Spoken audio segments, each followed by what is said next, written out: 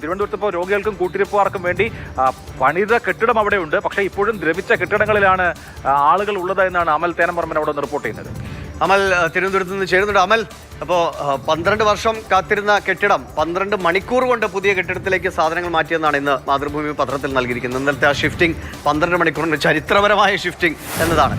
ഇത് കെട്ടിടം പണിത് വെച്ചിട്ടും അമൽ ഇവിടെ വരുമെന്ന് പ്രതീക്ഷിക്കുന്നു.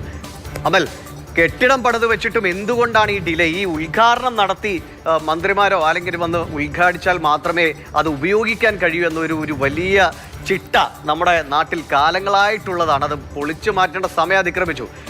ഇപ്പോഴും ഈ ദുരിതാവസ്ഥയിൽ തന്നെ രോഗികൾ ഇരിക്കുക, ഈ കെട്ടിടം നോക്കി ഇങ്ങനെ തടിക്ക് കൈ കൊടുത്തിരിക്കുന്ന അവസ്ഥ അല്ലേ?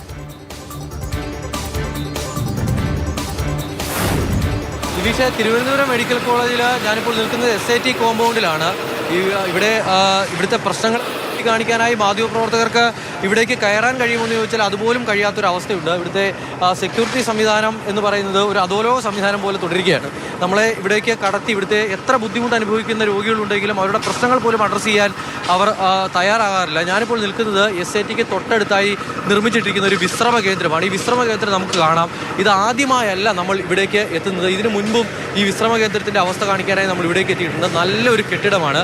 തിരുവനന്തപുരം മെഡിക്കൽ കോളേജിൽ എത്തുന്ന ആ രോഗികളുടെ കൂട്ടിരിപ്പുകാരുമൊക്കെ എത്ര ബുദ്ധിമുട്ടിൽ ആണ് കഴിയുന്നത് എന്ന് നമ്മൾ കണ്ടിട്ടുള്ളതാണ്. നിലത്തൊക്കെ കിടക്കേണ്ടി വരുന്ന അവസ്ഥയാണ്. അങ്ങനെയുള്ളപ്പോഴാണ് നല്ല പണം മുടക്കി ഉണ്ടാക്കിയിട്ടിരിക്കുന്ന നല്ല ഒരു ബിൽഡിങ്, ആ ബിൽഡിങ് പൂട്ടിക്കിടക്കുന്ന അവസ്ഥ എന്ന് പറഞ്ഞാൽ അതിൻ്റെ അകത്തേക്ക് കയറിയാൽ ഉള്ളിലേക്ക് പോകാനേ കഴിയില്ല. നമുക്ക് ഇവിടെ കയറുമ്പോൾ കതക് പൂട്ടിയിട്ടിരിക്കുന്നത് കാണാൻ കഴിയും. അകത്തേക്ക് ഇതിന് കയറാൻ കഴിയില്ല. ഇവിടെ താഴെയൊക്കെ നോക്കിയാൽ മദ്യക്കുപ്പികളടക്കം ഇവിടെ കിടക്കുന്നുണ്ട്. SIT കോമ്പൗണ്ടിനുള്ളിലാണ്.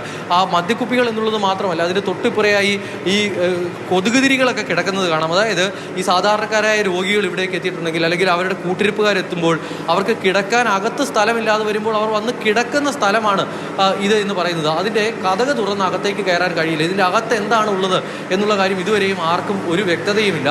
നമ്മളിപ്പോൾ ഈ ദൃശ്യങ്ങൾ ഇതിപ്പോൾ ആദ്യമായി കാണിക്കുന്ന ദൃശ്യമല്ല. ഇതിൽ ഏകദേശം എൻ്റെ കണക്കനുസരിച്ചാണെങ്കിൽ ഒരു 6 മാസം മുൻപ് സ്റ്റെഫിനും ഞാനും ഇവിടെ വന്ന് ഇതേ വാർത്ത ഇവിടെ ഇത് പൂട്ടിക്കിടക്കുന്നു എന്നുള്ള വാർത്ത ചെയ്തു പോയതാണ്. പക്ഷേ അതിനുശേഷം ഇത് എന്തുകൊണ്ട് തുറക്കുന്നില്ല എന്നുള്ള കാര്യത്തിൽ മെഡിക്കൽ കോളേജ് അധികൃതർക്ക് വല്ല ഉത്തരവുണ്ട്. ഇപ്പോൾ നോക്കൂ, ഇപ്പോൾ രോഗികളുടെ സൗകര്യത്തിന് വേണ്ടി പണിതാണല്ലോ. അപ്പൊ പിന്നെ അവർക്ക് തുറന്നു കൊടുക്കാതിരിക്കാൻ പ്രത്യേകിച്ച് ന്യായമൊന്നുമില്ല. എന്തുകൊണ്ട് ഇത് അടച്ചിട്ടിരിക്കുന്നു എന്നാണ് പറയുന്നത്? ഒരു വാദത്തിന് എന്തെങ്കിലും പറയുന്നുണ്ടോ? ആരും ഒന്നും പറയുന്നില്ല. തിരുവനന്തപുരം നഗരസഭയുടെ വിശ്രമ കേന്ദ്രം എന്നുള്ള നിലയ്ക്കാണ് ഇത് പണിതിട്ടിരിക്കുന്നത്. നമ്മൾ കഴിഞ്ഞ ദിവസം തിരുവനന്തപുരം മെഡിക്കൽ കോളേജിൽ DMEയുടെ മെഡിക്കൽ എഡ്യൂക്കേഷൻ ഡയറക്ടറുടെ കാര്യാലയത്തിൻ്റെ തൊട്ട് മുന്നിലായി ഒരു പൊളിഞ്ഞു വീഴാറായ കെട്ടിടം കണ്ടിരുന്നു. അത് എപ്പോൾ വേണമെങ്കിലും നിലത്തേക്ക് വീഴാവുന്ന അവസ്ഥയിലാണ് ആ കെട്ടിടമുള്ളത്. അങ്ങനെയുള്ള കെട്ടിടത്തിൽ ആളുകൾ വന്ന് രാത്രിയിലൊക്കെ കിടക്കാൻ വേണ്ടി വരുന്നു. അങ്ങനെയുള്ളപ്പോഴാണ് ഒരു വിശ്രമ കേന്ദ്രം ഇത്രയും പണം മുടക്കിയിട്ട് നല്ലൊരു കെട്ടിടം, ആ കെട്ടിടം തുറക്കാതെ കാലങ്ങളായി കിടക്കുന്നത്. എന്തുകൊണ്ട് തുറക്കുന്നില്ല എന്ന കാര്യത്തിൽ ആർക്കും ഒരു മറുപടിയും തരാൻ കഴിയുന്നില്ല. ഇത് തിരുവനന്തപുരത്തെ ഒരു പ്രശ്നം, തിരുവനന്തപുരം മെഡിക്കൽ കോളേജിലെ ഒരു പ്രശ്നമല്ല. അതായത് ഇവിടെയുള്ള കെട്ടിടങ്ങളുടെ കാര്യമാണെങ്കിലും ഇവിടെയുള്ള സംവിധാനങ്ങളുടെ പ്രശ്നമാണെങ്കിലും ഇതുപോലെ തുറക്കാതെ കിടക്കുകയാണ്. ഇവിടുത്തെ സ്കാനിങ് മെഷീനുകളും അതോടൊപ്പം തന്നെ ലാബുകളുമൊക്കെ നിർമ്മാണം പൂർത്തിയായ ശേഷം ഉദ്ഘാടനം ചെയ്യാതെ കാലങ്ങളായിട്ടിരിക്കുന്നു. നമുക്ക് ദൃശ്യങ്ങൾ നോക്കുമ്പോൾ 2 ദൃശ്യങ്ങൾ ഞാൻ കാണിച്ചു തരാം. ഒന്ന്, ഇപ്പോൾ പണിതിട്ടിരിക്കുന്ന സുന്ദരമായ ആ ബിൽഡിങ്ങിൻ്റെ ദൃശ്യമാണ് നമുക്ക് കാണാൻ കഴിയുന്നത്. അതിൻ്റെ മുന്നിൽ മറ്റൊന്ന് നിർമ്മാണ പ്രവർത്തനങ്ങൾക്ക് നടക്കുന്നുണ്ട്.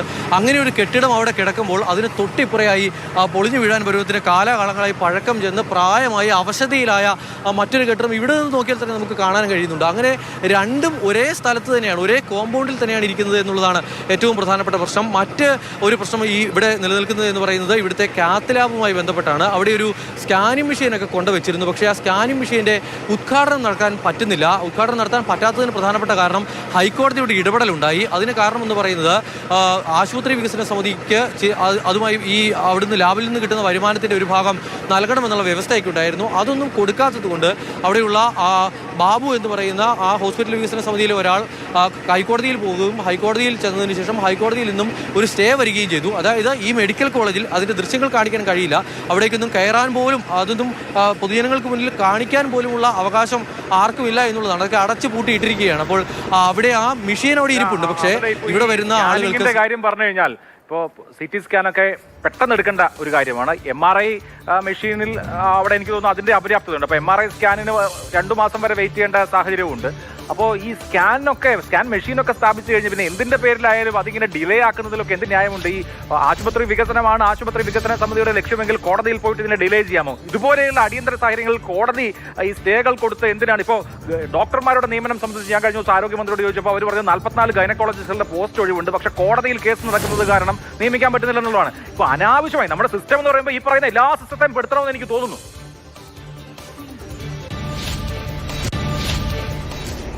സിസ്റ്റത്തിൻ്റെ പ്രശ്നമാണ് ഇതെല്ലാം. സിസ്റ്റത്തിൻ്റെ പ്രശ്നം എന്നുള്ളതാണ് ആരോഗ്യമന്ത്രിയും പറയുന്നത്. ആരാണ് സിസ്റ്റം, എന്താണ് സിസ്റ്റം എന്നുള്ളത് മാത്രമാണ് നാട്ടുകാർക്ക് മനസ്സിലാവാത്തത്.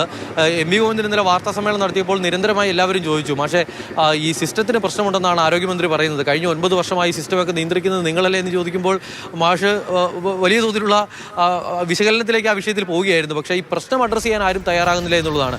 അഭിലാഷ് ചോദിച്ചത് വളരെ പ്രധാനപ്പെട്ട ഒരു കാര്യം തന്നെയാണ്. എന്തിനു വേണ്ടിയാണ് ഈ മെഷീനൊക്കെ ഇങ്ങനെ വാങ്ങി വെച്ചതിന് ശേഷം ഉദ്ഘാടനം ചെയ്യാതെ, അല്ലെങ്കിൽ അതിൽ ആളുകൾക്ക് ഉപയോഗിക്കാൻ വേണ്ടിയിട്ടല്ലേ ഇത്രയും പണം മുടക്കി സർക്കാർ ഒരു മെഷീൻ, CT സ്കാൻ മെഷീനൊക്കെ വാങ്ങി വെക്കുന്നത്?